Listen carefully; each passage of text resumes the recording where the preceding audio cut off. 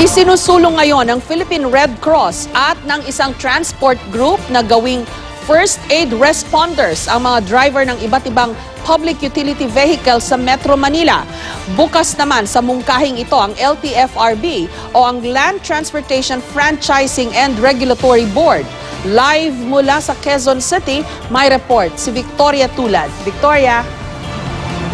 Jessica, nais nga ng ilang grupo na baguhin ang imahe ng mga driver ng mga pampublikong sasakyan lalo't kabi-kabila ang mga reklamo laban sa kanila. Magagawa raw ito sa pamamagitan ng pagbibigay sa kanila ng first aid training.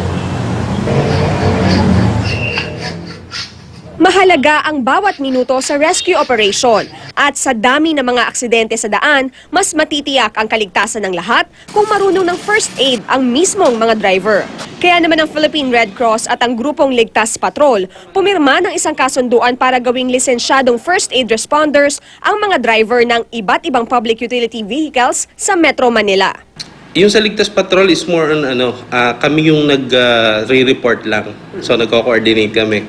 Pero if one member ng Ligtas Patrol ay nag-train sa Red Cross, yung pag-administer ng mga first aid at the same time yung mga naituturo tungkol sa mga emergencies, pwedeng direktang gawin. Ayon sa Philippine Red Cross, kabilang sa first aid training na ibibigay sa mga driver ay basic life support at cardiopulmonary resuscitation o CPR. Hindi naman daw pipilitin ang mga driver na sumali, pero malaki ang maitutulong nito sa kanila. Sa ngayon, pinaplansya pa ang module na kailangang aprubahan ng LTFRB. Isa sa mga kailangang linawin ay kung may bayad ba ang pangungunahang first aid training ng Red Cross. Pero ang tiyak, ang operator daw ang dapat bumili ng first aid kit. Nais din ng Ligtas Patrol na isailalim sa training ang mga operator para sang-ayon sa module ang gagawin nilang polisiya sa kanilang mga empleyado. Kapag nabigyan ng lisensya ang isang first aid responder, kailangan daw itong i-renew pagkatapos ng 2 taon para sumailalim siya sa mga bagong pagsasanay. Suportado daw ng Land Transportation Franchising and Regulatory Board ang inisyatibo. Ang mga driver na aming nakausap, sang-ayon daw sa ganitong programa. Papayag po kami para naman po alam po namin yung gagawin namin. Okay naman po, para kahit papano po may tulong kami doon sa mga pasahero namin. Mas magiging kampante naman daw ang mga pasahero kung marunong ng first aid ang mga driver. Pwede rin. Para sa kapakanan ng lahat. Naglalakad ka lang sa kanto at may makita kang kailangan bigyan ng CPR or hinimatay na si senior citizen, so at least alam mo ang paano mo mag-respond dun sa need ng tao.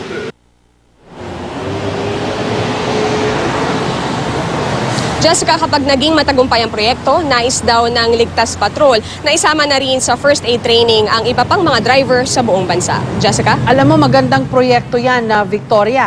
Pero kailangan talaga yung tamang training kasi nakikita pa lang natin, kunwari yung mga na-aksidente, bigla na lang binubuhat minsan delikado yun, di ba? Lalo na pag may injury na yung na-aksidente, tapos mali ang buhat, mas lalong mapapasama yung na-aksidente. Tama yan, Jessica, kaya nga sabi sa atin ng mga driver na ating nakausap ay kailangan din talaga nila yung ganyang training dahil hindi raw nila alam yung kanilang gagawin. Sa ngayon, mayroong Drivers Academy na tinatawag kung saan tinatrain yung mga public utility drivers sa technical, sa communication skills at sa behavioral skills. Pero pagdating nga dito sa may first aid training ay wala pa raw silang sapat na kaalaman kaya kailangan daw talaga nila ito. Jessica? Yun pa lang, napaka-basic nun kasi dami natin nakukunan, di ba, sa ating mga coverage ng mga aksidente. Bigla na lang binubuhat na parang wala lang, hindi, kasi delikado yun lalo na pag ang injury ng tao yung sa kanyang spinal column, no? Dapat yun pa lang, very basic maituro, hindi dapat binubuhat. Kailangan tumawag po nung mga trained na rescue teams para sila ang magbuhat ng mga aksidenteng tao.